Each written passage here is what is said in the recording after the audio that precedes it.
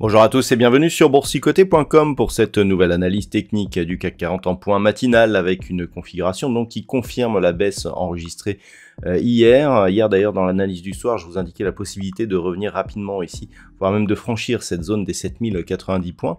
Alors il s'en est fallu de peu, puisqu'hier, eh bien là, je dirais que les futurs sont descendus ici sur ce niveau quasiment des 7050 points.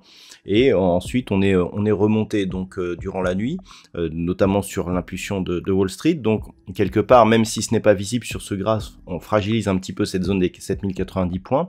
Et je dirais même que par rapport ici à l'ouverture de ce gap, où on est revenu une fois puis deux fois sur cette zone, eh bien en cas de cassure, on aurait un objectif ici qui se situerait sur des niveaux proches des 7000 points, compte tenu, je dirais, l'amplitude.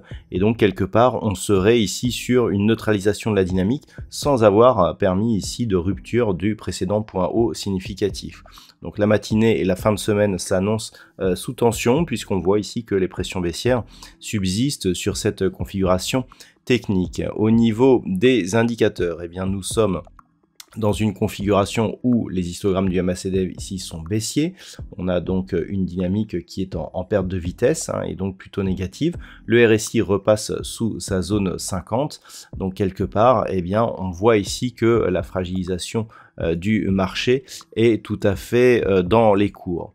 Donc au niveau du palmarès, eh bien c'est toujours assez partagé. Le marché est plutôt dans le rouge. Toutefois, Bouygues gagne 1,03%. Derrière, Total Energy, Orange, Thales ou Engie sont sur des hausses inférieures à 1%. On est autour des 0,8%.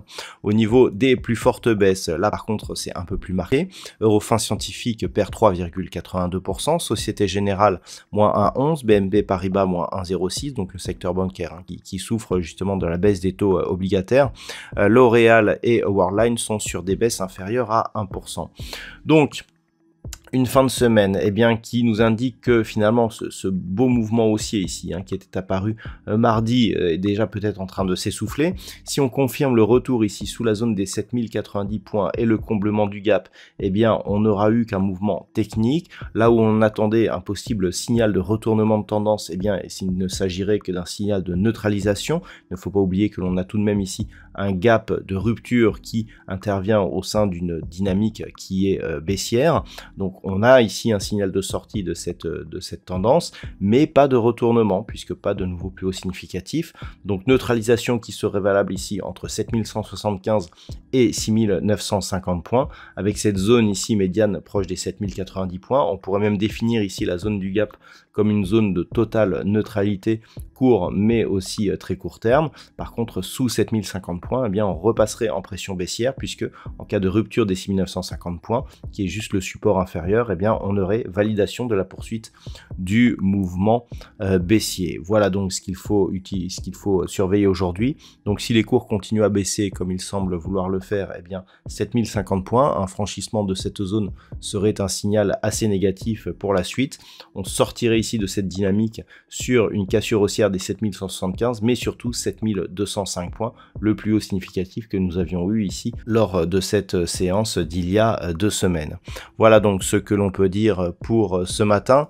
Au programme de cette séance, nous avons eu en termes de macroéconomie les chiffres de l'inflation en France qui se sont révélés conformes aux attentes.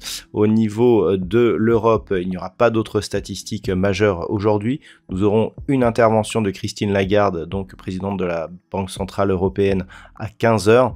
Pas d'autres statistiques majeures, juste nous aurons le début de la séance des publications concernant les bancaires, puisque de nombreuses bancaires américaines vont diffuser leurs résultats du 3e trimestre cet après-midi.